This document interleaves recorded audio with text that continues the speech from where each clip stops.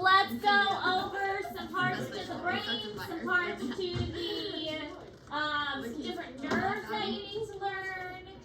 And then I'm going to give you your labeling assignment, which will be part of your AMI assignment, so that you have something to do tomorrow when we're all snowed in.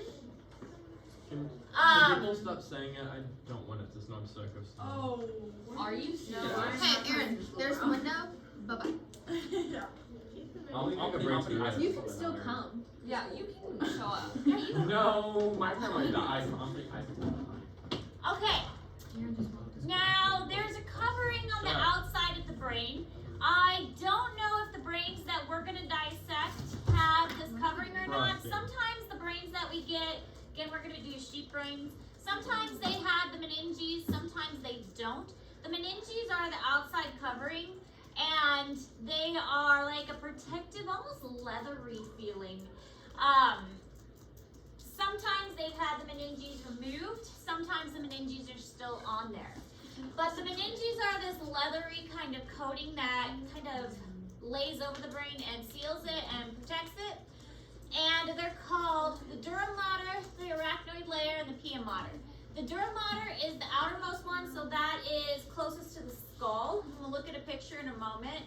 And it has the parietal and the meningeal one. So the periosteal. I had an eye procedure yesterday and it did not go well with me. So my vision's all screwed up again.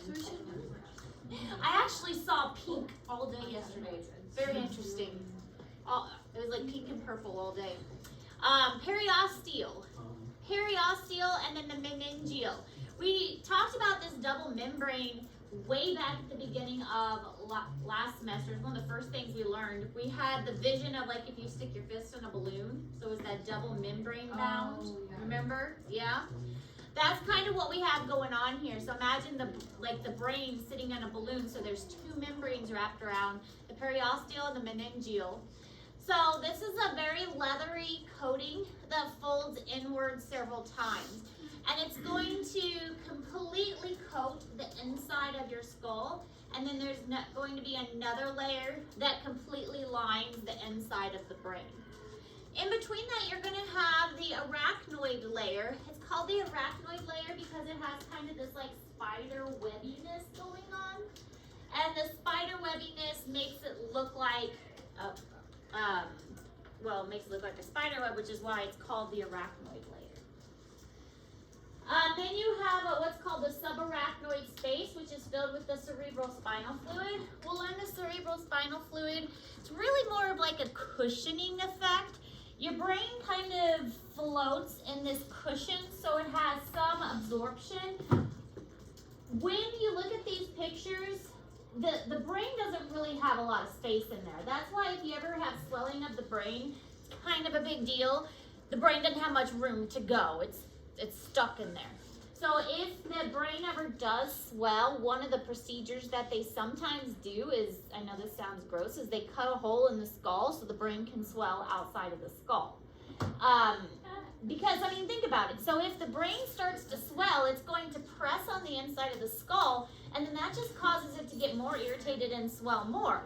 So really the only thing that they can do is open up a place in the skull so the brain can relieve some of that pressure. So there is a little bit of room, this subarachnoid space, it is filled with cerebral spinal fluid. But that's one of the reasons why concussions are so scary, is it's basically like a brain swelling. Now we don't really get into a lot of things like that, concussions and strokes and that kind of stuff in this class. We get into that more in physiology. This one is mostly learning about the parts, and in physiology we talk more about like the medical aspects. Pia mater is the internal layer. That's the one that's actually coating the surface of the brain and the spinal cord.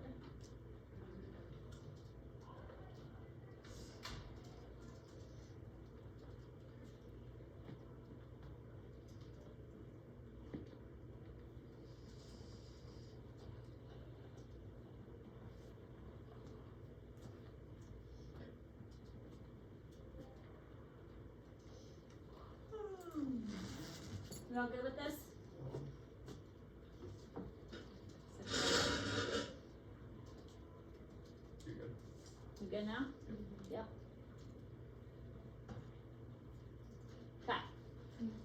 just kind of a visual of the different layers. Skin of the scalp, obviously the top, I mean there would be hair there if this example wasn't bald. We've got our hair, we've got our periosteum right underneath that, and then we've got our skull. Then right underneath the skull, we've got our dura mater. The dura mater consists of the periosteal, meningeal layers. Periosteal right underneath that, and the meningeal.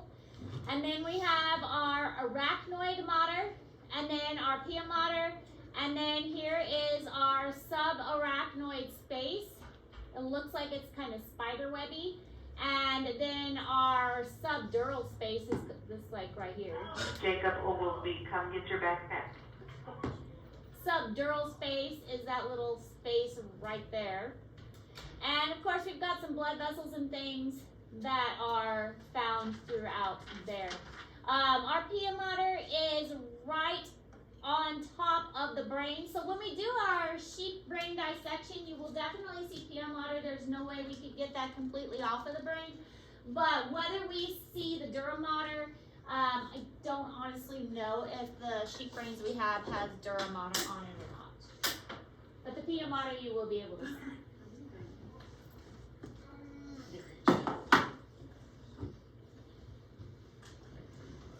This one's obviously a human brain, and you can see the occipital lobe there at the back along with the cerebellum, the arachnoid mater, temporal bone on the side. Dura mater is very obvious when the dura mater is on versus where it's removed. It's this thicker gray, and it really is kind of a thick leathery coating. So if our sheep brains have it, you'll be able to tell right away because it's very, very thick. And it won't look like a brain. Once you remove it, you'll be able to see the ridges, which the sulci and the gyres, that very easily.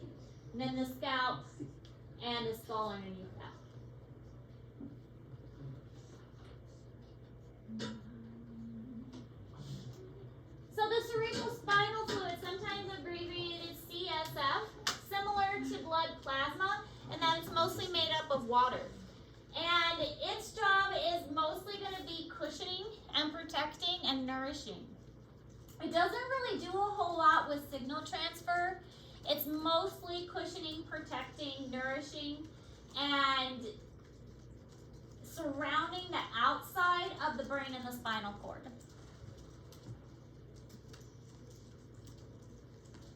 But as you can see from this picture, the brain's really kind of taking up most of the skull. So the amount of cushioning that actually happens inside the skull isn't a lot.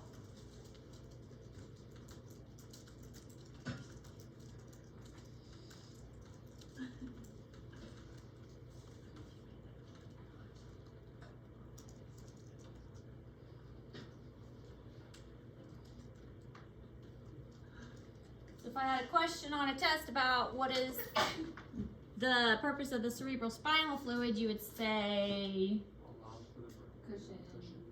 cushioning, yeah. Cushioning, nourishment, protection, not signal transfer.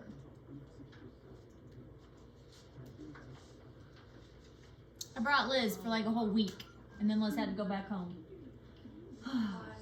Poor Liz. I didn't want Liz to be stranded here if we were out for snow. Not being able to be fed. In a half hour on J Highway. Absolutely, you got that. In the snow. Hike. I'll put you on that, okay? I'll teach you how to feed Liz. Send the new cat out. You're closer. I'm like 50 minutes away. 50 minutes away. Yeah? We're about equal. We live like 30. That's speeding too. Speeding. Yeah.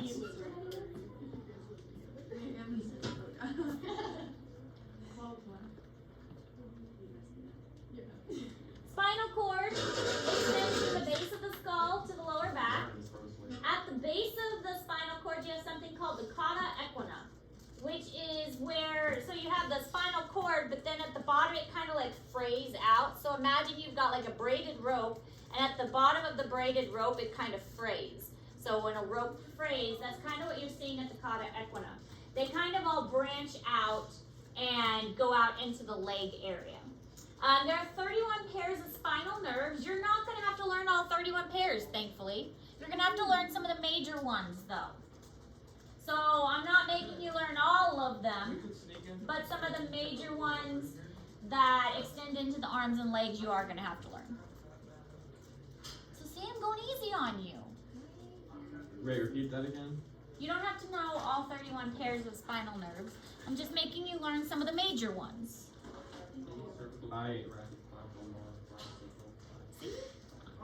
You're welcome. You do have to learn all 12 cranial nerves, though. Where are the cranial nerves? We'll get there. Yeah. Does that mean I paid attention? No. We're in class and he's not even here. Are they trying to put the gecko? He's not even here. We're in the middle of class. They're annoying. You're allowed to send them to the That was office. actually I try not to send people to the office. I Send try them to the and office. handle my own problems. Send Blake to the office. Yeah. Send all of you. Send your mother to the office. My mother? You said send my mother to the office? No, Blake. It's good to say. My mother's a little old lady who's been very sick. We're always talking about Blake, don't worry. Okay, so this is kind of how the spine works, and between each set of vertebrae, you've got spines that come out. When you actually think about it, it's pretty impressive. You can kind of see it back here on this spine, how the nerves come out. It's pretty impressive that we don't actually injure ourselves more often. When we've got spines that are coming out, like nerves that come out between the spine like that, that's kind of crazy that we don't hurt ourselves more frequently. I mean, you just turn and these things could get pinched. That's crazy that we don't injure ourselves more frequently than that. And they come out down here in the sacrum, between these openings. All you have to do is turn your neck wrong, and those things could get pinched.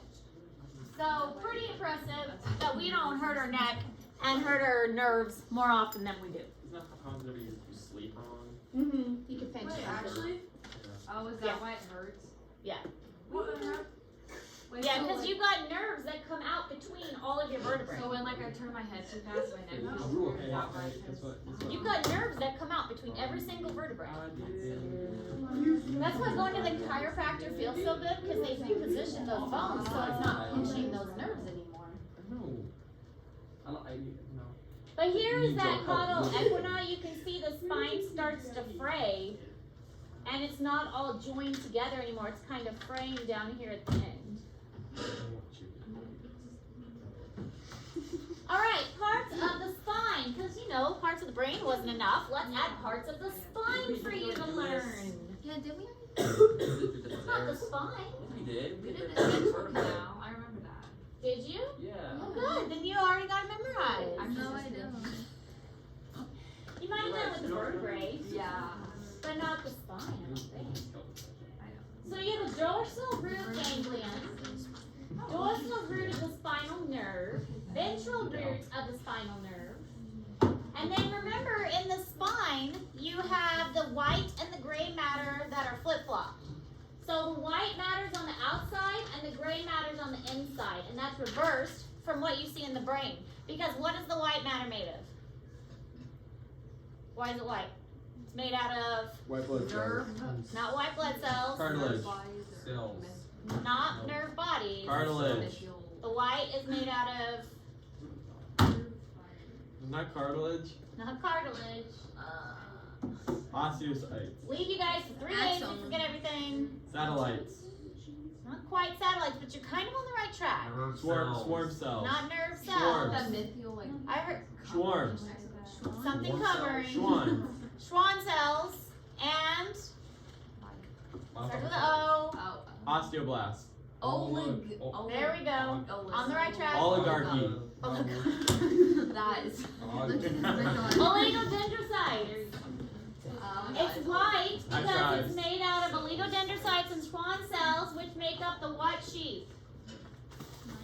Myelin Brachium. sheath.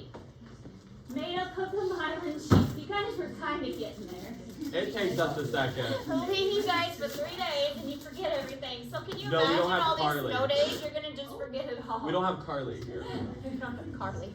I'm gonna leave you guys for these snow days and you're gonna forget everything. Probably. Alright, so the white is white because it's myelin sheaths, the oligodendrocytes, and the Schwann cells. Now remember which is the PNS and which is the S or CNS. That'll be fun. Central nervous system. Well, yes, but the Schwann cells is in one of them, and the oligodendrocytes is in the other. Oh, God damn it.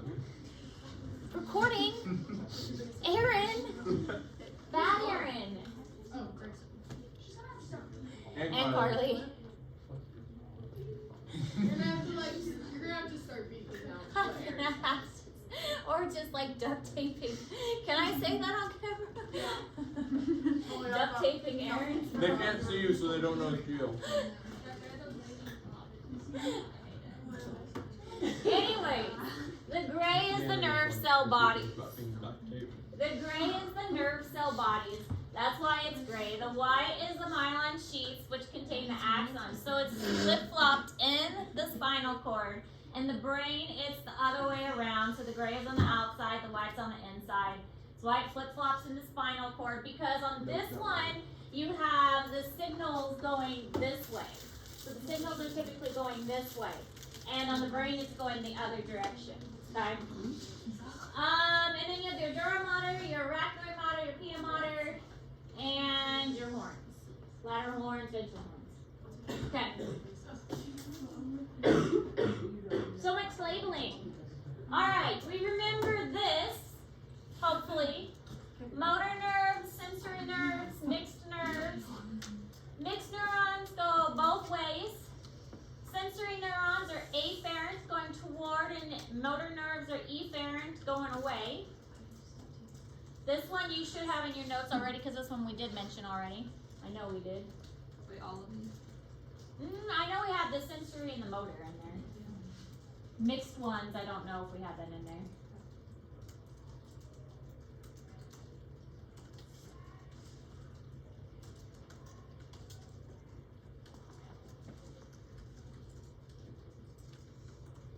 Oh yeah, I remember saying that Go that way. It Oh, I helps forgot you about that. remember it. Say some serious. No, but it'll help you remember it. Can we say the actual word? No. You say it in your Yes, head. Say it, yeah, say it Say it in your head. Don't tap me, I'll say it. You will. You already said something else you weren't supposed to. God You damn it. get fired. Get out of here. What is it? I full on cussed in front of Miss Lou. You full on cuss just now. Fair enough. Huh? Yeah, but he agreed with me though. I'm not trying to go that way. I'm trying to go that way. No, I think I probably get black and yes.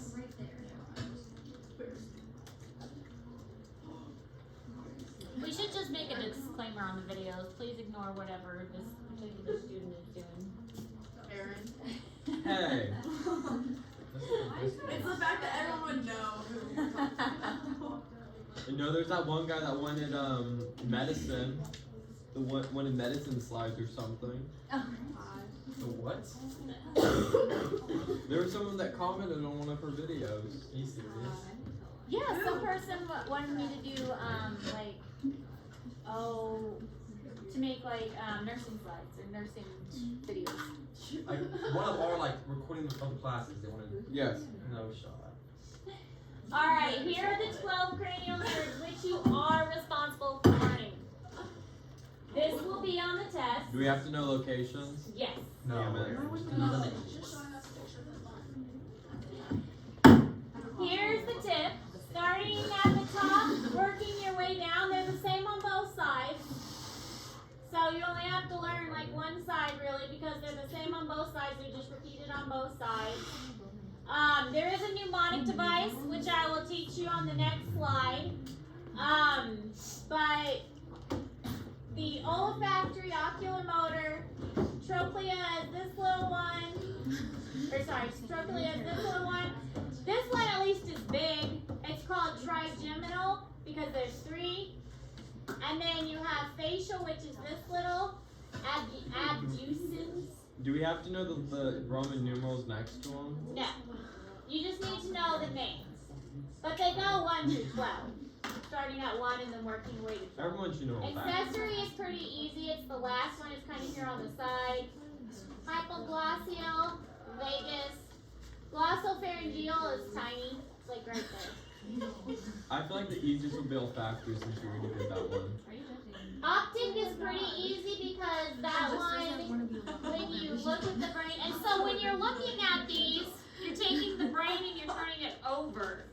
So right here is your olfactory, and right here is your optic. Those are the most obvious ones. Here they're colored in white, Olfactory. so you almost have to pull this red away to see them. But here's your olfactory, here's your optic.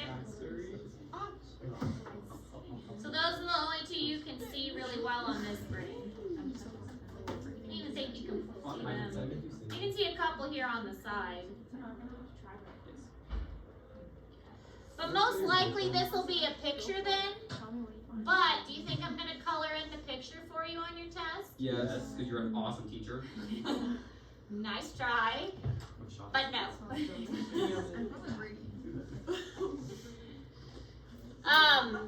So learning them by color is a bad idea. Now, there's a mnemonic device. It's kind of a silly mnemonic device, but here's your mnemonic device. Oh my god.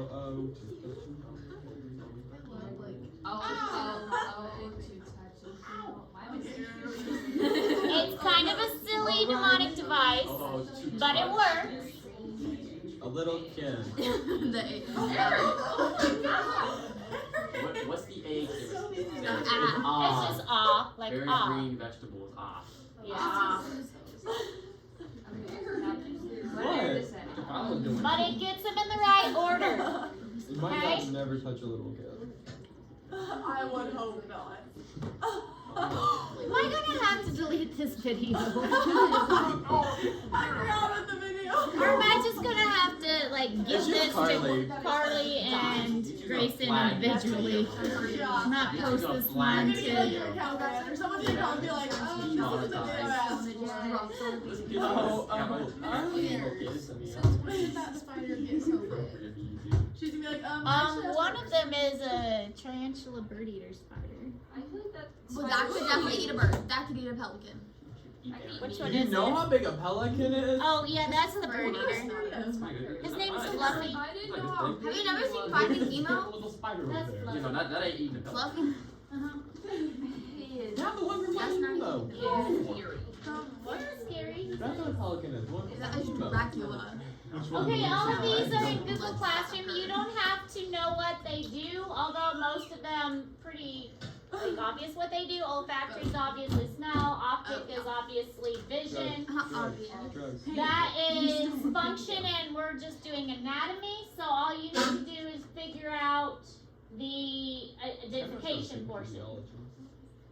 Ocular motor, trochlea, trigeminal, abducens, I can't pronounce these. Facial, vestibular, cochlear for ears. Glossopharyngeal, vagus, accessory, and hypoglossal. But all that is in Google Classroom.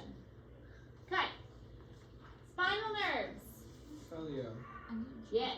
Again, one going through like each division of the vertebral column. And then you have your area down here where it kind of frays and branches out a little more. So it's much more complex up here and it frays more down here.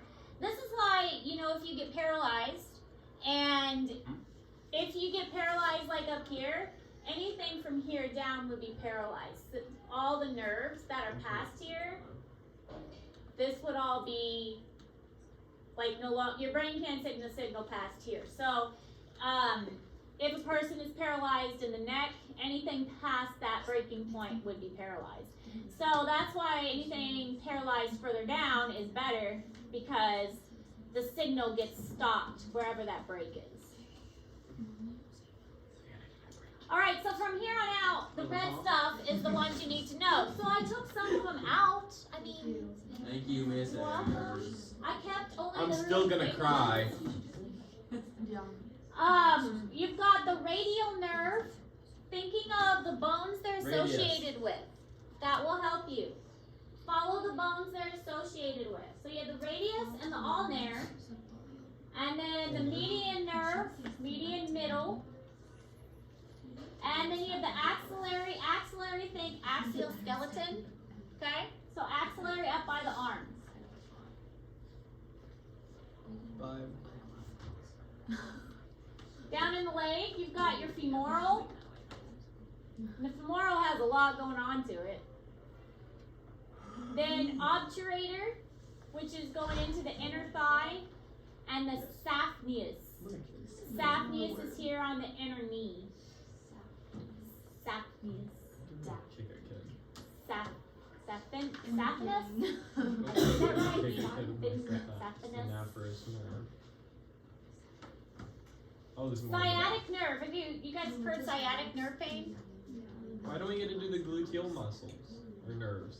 Do you want to? I No. thought Add that it. one- You guys want me to add the gluteal muscles? We can. Don't listen to Aaron. Will we get more We already points? established Will we this. get We'll more never points? listen to what Aaron says. Aren't those the butt nerves? Yes. Oh. They're the butt nerves. Okay. Superior Still, and inferior. nobody cares about butt moves. Oh, whoa. So when a woman is pregnant, usually they have what's called sciatic nerve pain because this gets pressed and pinched when the baby grows. It's coming down right in this sciatic area, and this big nerve is really, really big. Gets pinched in this area right here because as the baby puts pressure in the pelvic area, this huge nerve sends shooting pain down the leg. It's very painful. I had sciatic nerve pain a lot. It's not fun because it sends that pain all the way down the leg. That was my mom. But not just pregnant people can get it. Lots of people can get the sciatic pain. If your hips get out of joint or something, it's a very large nerve right there. It hurts. It hurts really bad because it is. It's such a big nerve. Yeah, when my hip would pop in and out of place. How are your cover burns on your And it goes all the way down the All leg. the way down. Yep. And I still had to run track with it. Yep. Can you believe how painful that was? I thought you were Oh, I'm so sorry for you. Miss Aaron's nice about the numbers. Yes, that's right. And then we have the posterior femoral cutaneous nerve, common fibular nerve, and tibial nerve, and then the plantar nerve, which goes under your foot. So look at all these nerves I said you didn't have to learn. I'm so nice. I like my butt nerves. So nice. Okay, this was, I thought, a helpful slide for you to help kind of figure out which nerves go where and what they do.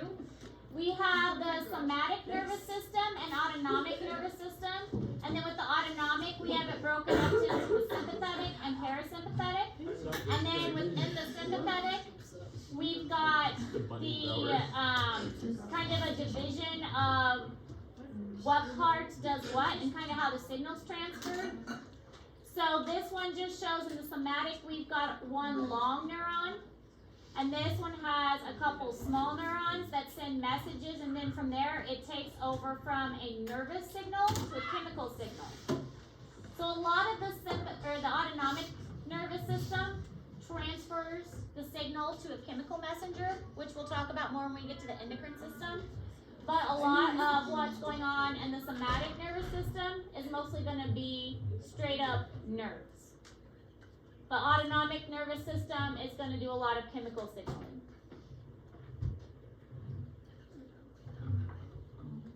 All right. Oh, we still got time. We're doing good. Look at us go. Oh, there's still more? Oh, there's still more. Why wouldn't there be more? Can it be a short note today? No, we're You got going to the have brain like glue. several days off due to snow, so we got to pack it in now. We got the brain to glue. Well, there's still time for that. I don't mind pushing that stuff off longer as long as we get the notes in. All right, CT scan versus an MRI scan. CT scan. Oh, this would be a great comparison on the test, No, it wouldn't it? Hint, hint. Miss Aaron. I'm giving you answers to the test, saying right now that it's going to be on it. You use me antipsychotics. CT scan versus an MRI scan. What's the difference? A CT scan stands for computerized tomography One's scan. brain. Well, not necessarily. You can use them on either one. A CT scan is basically using a computer. MRI scan is magnetic resonance imaging. So MRI scans using magnets and radio waves. So a CT scan doesn't use radiation and often gives better imaging because it's using computers instead, and it's using, but the CT scan is taking pictures with an X-ray, and it uses the computer to kind of put the images together. And the MRI is using the magnets and the radio waves. So I was getting migraines for a while, and I can't remember which one I had. I think it was an MRI. I went in this big machine, they spun it around, That's and yeah, and I couldn't have magnets on, or metal on, so I'm pretty sure that was the MRI.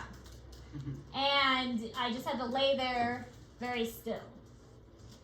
But with an MRI, they look very closely at different parts of your body to determine like how things are functioning. It's mostly done around the brain, but it can be done around different parts as well. And they can do a CT scan of either the brain, or they can do an MRI of the brain. And we're going to look at a side-by-side comparison of somebody who's had their head scanned with a CT scan and an MRI scan, and see what both look like. So it really depends on what the doctor is looking for, which imaging they're going to use.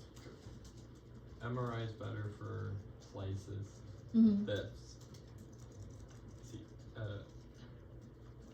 CT, Is more horizontal slicing. I think so. What? Both can be ordered by a doctor depending on what they need and how clear the image is. I don't think he's like that. Like if a person has a pacemaker, you're probably not going to want to do an MRI. Just saying. You got it.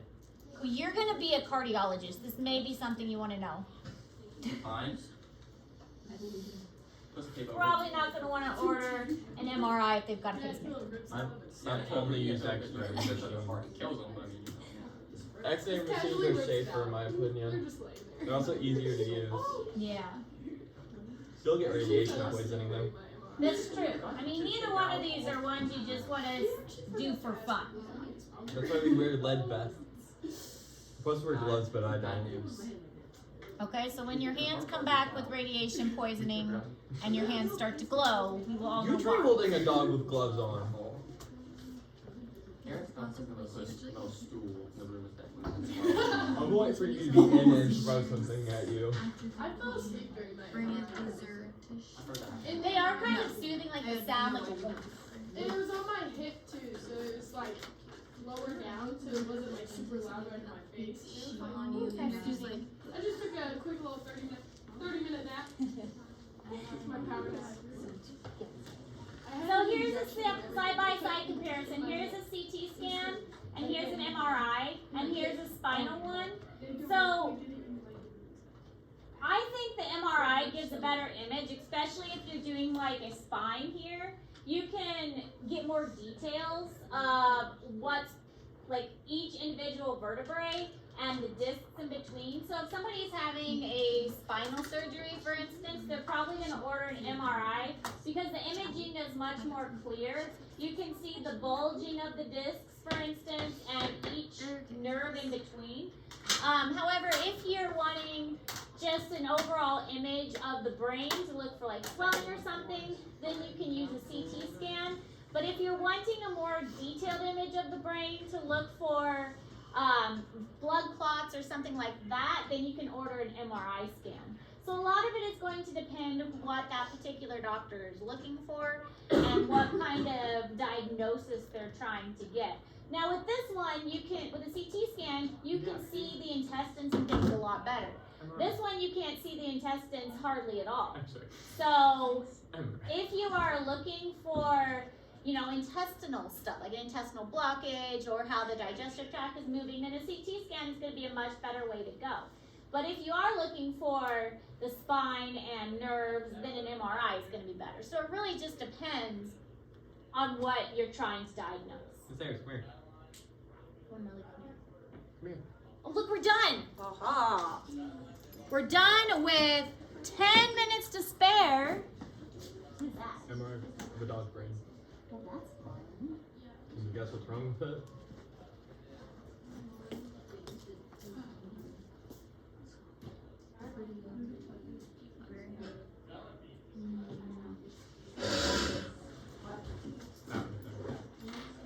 Oh, I was looking at the brain, not the next to the brain. Yeah, now I see it. Miss Eric's gonna go over. It has The air current. cancer. Yeah. What's Miss Eric's sweetheart? gonna go over. What did you draw? Yes.